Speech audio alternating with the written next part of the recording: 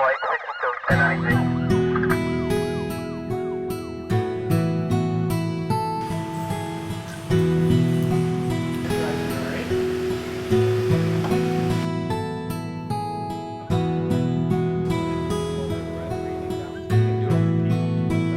When you're looking at DUIs, it's a huge, especially with new officers, because they're going to be working on night shift for a while.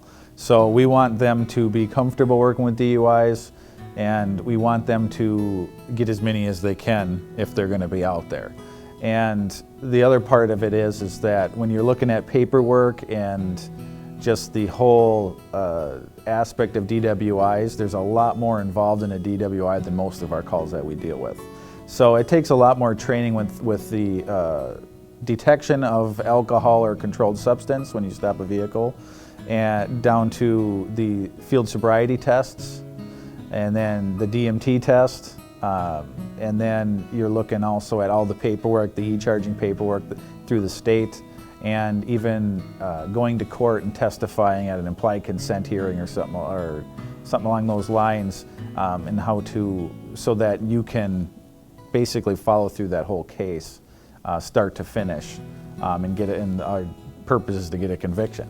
And so we try to incorporate that into our initial training, so that when they get on the road, they at least have some kind of foundation, so that they can get like an earlier jump on that and get through like the field sobriety tests, so that they're explaining it in the right way. They're seeing the right clues on the people that they're doing field sobriety on, so that they can determine if they're impaired or not and make the arrest. Well, DWI training really is focused on, again, making sure that the officers can efficiently and effectively do DWI enforcement. It's a fairly significant traffic safety issue and is core to a lot of our proactive traffic safety efforts. That training makes the officer not only capable of recognizing an impaired driver, but also allows them to confidently and efficiently process that investigation, arrest, and reporting. That continues on with strategies or knowledge for how to do reporting on those events, and also on the after arrest processes to include evidence processing and court testimony if needed.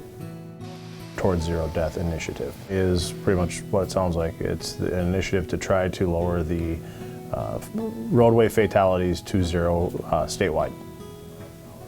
The main reason, statewide even, is to make the roadways safer. It's important for everybody to enforce DWIs.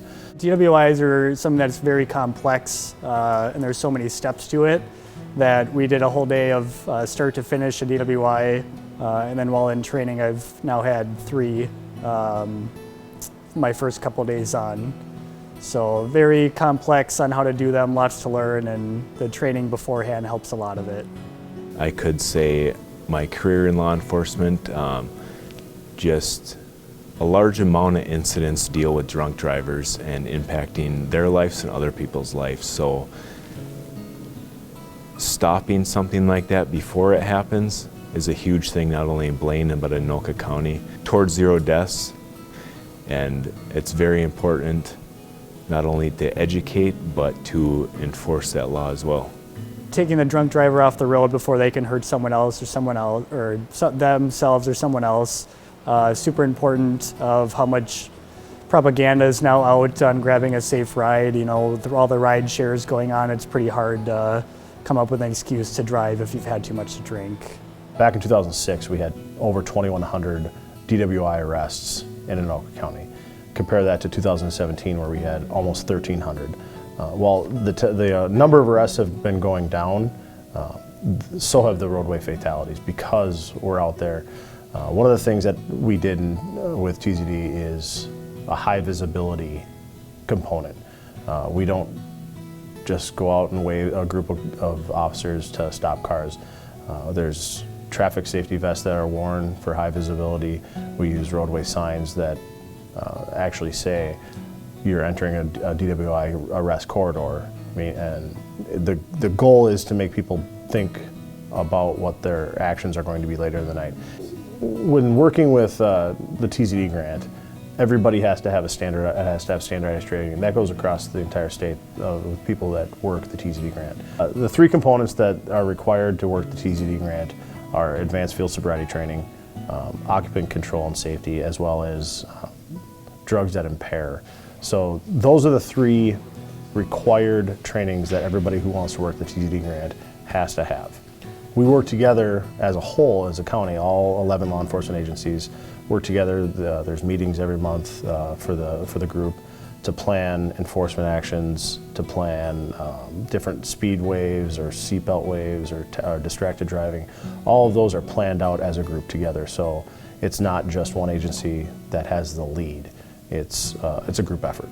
I can tell you that the officers and deputies that work TZD in Anoka County, be it a police department or the sheriff's office or a state trooper, we all know why we're working these extra shifts. Where the goal is to pull these impaired drivers off the road and to make the roadways safer.